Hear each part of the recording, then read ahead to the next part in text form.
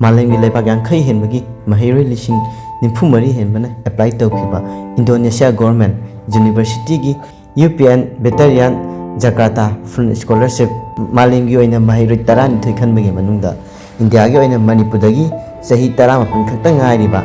maheiroi makak mayum Zahir Khan khalakre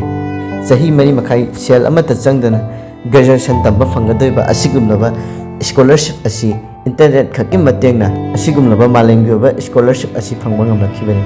internet asi asumba market sizinarabadi kadai fawba kanaba pi haiba horok liba maheiroi singda makak mayum Zahir Khan na takli aigi ming makak mayum Zahir Khan aduga babagi ming na makak mayum Zamaluddin aduga koi mamagi ming na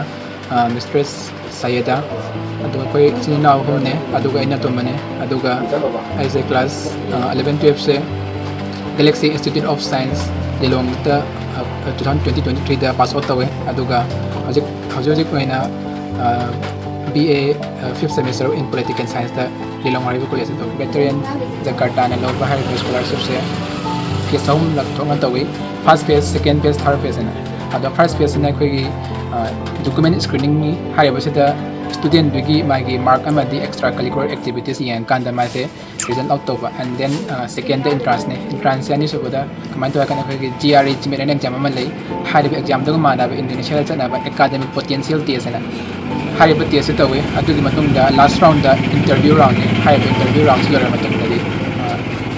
hariba interview round in arrival last round academic potential test da kamai to khoi aina tamgodariba faculties to mari leina ba madi reasoning logical oiba question adoga mathematical question sumena wala punsil lakanda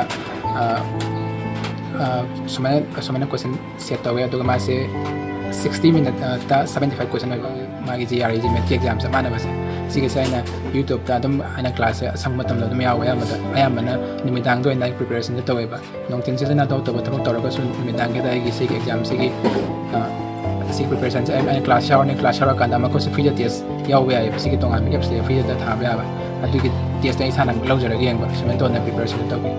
makam mayum Zahir Khan masagi asengba yum fawba leitaduna lekai gi khaslen gi lam sarup amada lambi gi matai da leiri mahapu popom papa masagi anabana maram oiraga thabak ingkhang suba ngamdri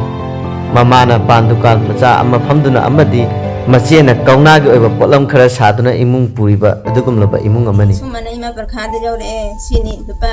lising ni putharuk thi gi dam visa gi na haire ai pa kompi de hoi de hai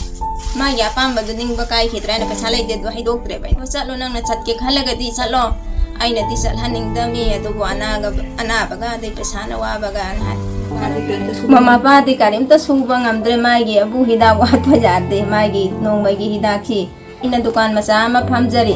adu dugo hotna jari aduga isanu pi asana kauna saraga imung sigi hingba ngamna ba watana ba hotna jari Zahir Khan tongan ba competition kya gi mana phangba ngamla khraba adugum laba maheiroi amani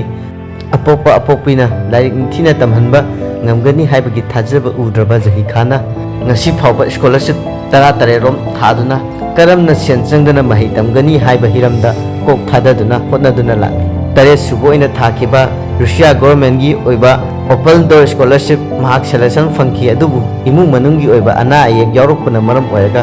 selection fanglabasu chatpa ngamkhide masigi ninghanaba leitana tara tarulak subo oina thakiba scholarship asida India gi oina mahak khanba ngamlakhibani horok liba maheiroi singna internet asi afaba lambida sizinaduna Chaokhatpa lamdam ama oinaba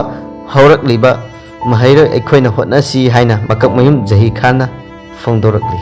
mobile phone se ekhoina sinataraga di yamna kanaba maikei da sinnabu yai aduga mobile phone sina mi kya mabu haugalele maruina youngster singda amangba kya amasu henbe yai ado maruina ekhoina game sanaraga matam manghallaga ibe mohota ekhoi ma baba wana tamhaleba se masak khanga kanda aina pamjariba line du chatla kanda aina laire na swakan handadabida aina haidi atoba country chaning taraga sumena scholarship sing in exam le tharakanda free the full scholarship ta atoba country da lektam be abi khudong chaba je punna molomina si amade isana pamdari balam da aina doctor boy taraga su atota ba aina lairo field sing da like se aina ngame khoi ain tam ta taraga di leba ma chokhat pa ke no haba kanda angang haide laiba youth sing hena educated or abba matam da ne ba aduna quran chinthi तौरगा drug सिनरगा लेथोरोइसी अखोई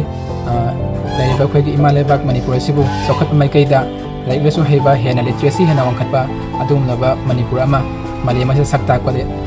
मतें पांगमिना सान लेरिबा आइना youth सिंग असेदा आई मिसल सिबिनि इमुंग मनुना फिबम चाददुना महै निथिना तंबा ngамहनद्रबसु इसादा लोइनरिबा mobile phone असिना internet की मतें लौदुना अफबा अचुम माइकैदा सिजनरबदि इंटरनेट असिना कदाई फाउ यौना कानाबा पी हाइबा हौरकलिबा महैरोसिंगा मकमयुम जही खान ताकली